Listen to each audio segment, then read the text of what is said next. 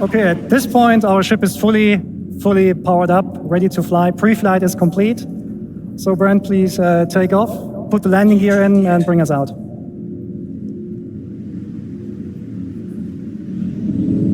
Have you seen the interaction? This is great, isn't it? Okay, so one of the problems we always have in space games is to produce a sense of speed. Space is big, and the sense of speed is always produced by, small things going around you. So although it's not very visible here, the VFX team has actually added space dust, so in the future you can tell where your ship is going, even without looking at instruments. Another thing we're focusing on as well is G-force reactions. So Brent, if you could come to a stop for a second. When your ship is sitting like that, and you strafe left and right, you have these small head motions that basically make your head and your body react to the G-forces they're currently enduring. We're actually increasing them now. We also added rotational G-forces into the mix, so if Brent is now rotating the ship to the left, you also can see that your head is swaying a little bit. Things get a little bit more interesting when Brent is actually taking boost into the mix. So if he now boosts forwards, we now added camera shake, we added FOV changes, and this all then plays together with the other things like, the other exhaustion effects that we have. So overall, the ship should now feel a little bit more reactive than before. The same thing, sorry. At the same time, we reduced the extensions that that the look-ahead code is doing. So we basically narrowed it down a little bit, so it mixes better with G-force reactions, so that even when you don't have a head tracker or something like that, it will still feel pretty good. But this is just a minor change. We also improved the flight controls themselves. So take a look at the speed gauge, for example. It's a little bit twitchy today. What that speed gauge is telling you, the number that's currently moving, is what kind of speed goal Brent is actually putting in. If he puts his stick all the way forward, the left one, you will now be able to see and read the number that you're asking IFCS to speed and forward momentum.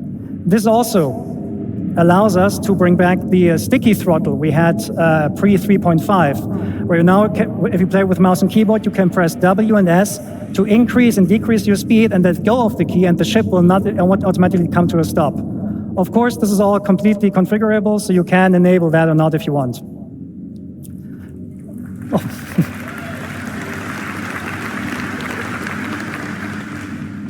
Okay, Brent, give me some hard flying now, like blackout and all that. Okay, so another thing we changed in the flight model is that we actually looked at the tricoding exploits. These are really important for PvP and racing players among you, because tricoding gives us a mathematical problem that we're trying to resolve. On some ships, when you tricode, you get actually up to 50% more acceleration. That huge difference actually makes a lot of the ship difference meaningless, so we're cutting back on those. So a first implementation of that is already available in the master mode testing areas in 3.21, I think, but we're improving the algorithm right now so that it actually is less punishing in future master mode builds. This is actually a current version, so as long as you go roughly forward, you get the full Gs from your back engines. Okay, so now the biggie in the room. We're talking master modes. Master modes is by far the biggest change we're doing on the ship gameplay.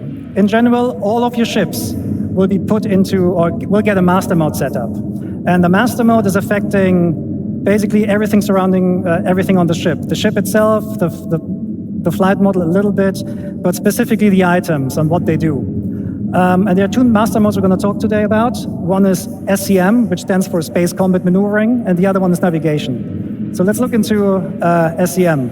SCM is the mode that Brent currently has active. So you see the, Brent, can you go into the indication, please, for the master mode? Just point with the mouse there, if you can.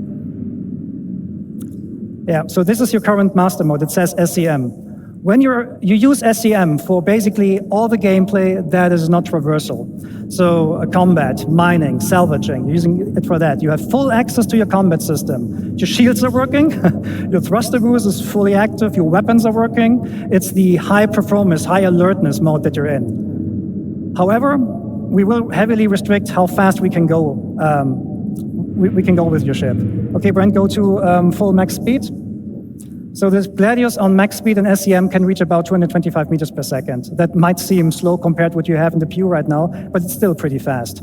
However, you can extend that speed. Brent, if you just go forward and boost. So the Gladius can extend up to 550 meters per second. On this slide here, you can see the speed spaces we're talking about. So if you're just flying around in SEM, which is like the max speed of your ship, you can reach the 225 meters per second. If you boost, you can reach up to 500 or 550. However, that boost space is not spheric. That means if you boost forward, you reach higher speeds than if you boost backwards. That is really important for space combat maneuvering, or for dogfighting in general, because it discourages backstrafing. It actually punishes backstrafing, and it creates more interesting combat maneuvers. The PvP players among you, they basically call this encouragement to closing the gap, which is basically more forward-centric combat, which is much more exciting than backstrafing and just trying to get some shots on. It also forces you as combat players to commit to the decisions you did earlier in the fight. So it's going to be, we think it's much more exciting. Okay.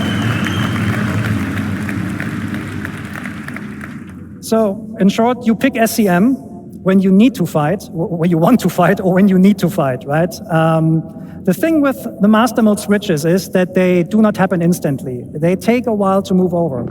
So we're now going to put our ship into the second mode, which is navigation. So navigation mode is basically the opposite of SCM. What this does, it gives you a high-speed, low-performance mode. Your shields, they will collapse. Your weapons will not be able to fire. Your defensive systems will not be functional. But you have higher speeds. So in nav mode, you can still reach the speeds of what you have currently in the PU, something, I mean, depending on the ship, sometimes 1,000 meters or 1,400 meters per second. But all your regenerative systems, so regenerating the weapon capacitor, your thruster boost, will be inhibited. So this means when you want to go fast, you need to be very, very careful when you want to swap over. So imagine you're in a fight and you want to escape. You should not do it right away, because if you just swap to navigation mode in the hope to flee, you are being left with no shields. And the first thing that will go offline when you are hitting with distortion guns is the quantum drive. And that is important, because the quantum drive will spool automatically up when you enter nav mode, and it will then unlock the higher speeds.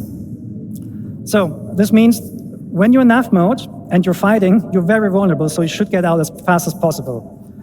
Luckily, navigation mode not only allows you a higher speed, but also gives you access to the new quantum travel experience, which we're going to show in a minute. So that is nav point that you see there on screen. This is the point we want to go to and quantum travel to. Before we do that, I need to quickly explain what this is about. So currently in the PU, when you quantum travel from A to B, you're actually not really moving. You're going on a spline, and you're teleported in every frame along that spline. So there's basically no meaningful gameplay we can add there. The new quantum travel experience is fully physicalized. Physics is always on, which means when you quantum travel from A to B, you are actually accelerating using our awesome physics engine. And because it's physicalized, it gives us a lot more meaningful gameplay we can play with. So Brent will start the quantum travel in a second. What will happen then is your quantum drive will initiate the jump. You will see an effect that distorts the space around you, and you will accelerate forward. During the acceleration process, so this is the time until you actually reach your cruise speed, the ship will experience forces, and you as a player, you're responsible to counter these forces. So there is an element of failure. Okay, Brent, let's show that. And take your hands off.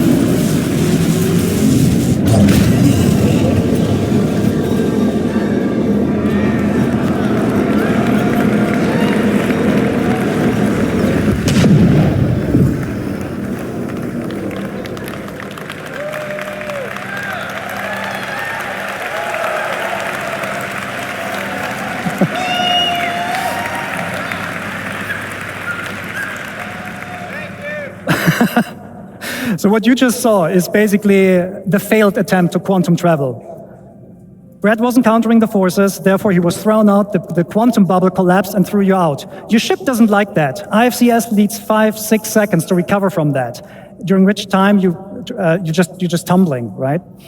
And this is not just like dependent on your skills. If you think selecting a proper quantum drive doesn't matter in the future, think again. If you want to take care of your quantum drive, you want to repair it and keep it in good shape. So if you buy a cheap one, your travel will not necessarily be faster, but it might be harder. Okay, so Brent shows how it's done properly.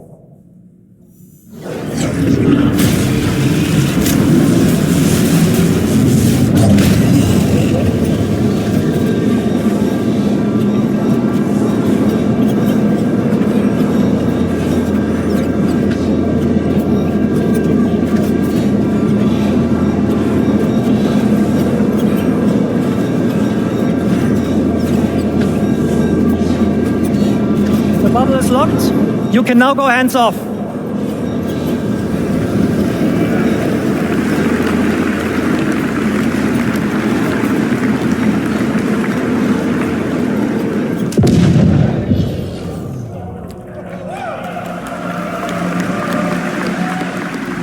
Okay, so there's a second variant of quantum travel, and this is for short-range jumps. Sometimes you jump somewhere or you go somewhere, and you see the next point of interest is like 1,200 kilometers away. We're not going to force you anymore to travel that by hand.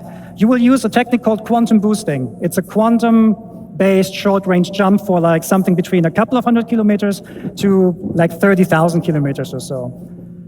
When you use quantum boosting, the process is practically the same, but the quantum bubble will not stabilize itself, so you need to be hands-on for the whole time, and the speeds are naturally, well, slower, but it's not slow, it's still quantum traveling, right? Okay, so Brent, can you boost to, oh, reinforcement needed. Yeah, let's go there, let's boost. Oh, actually, sorry. Thank you. Okay, so what Brent is currently showing here is, I think I forgot to mention, quantum boosting works in every direction. You don't need nav points.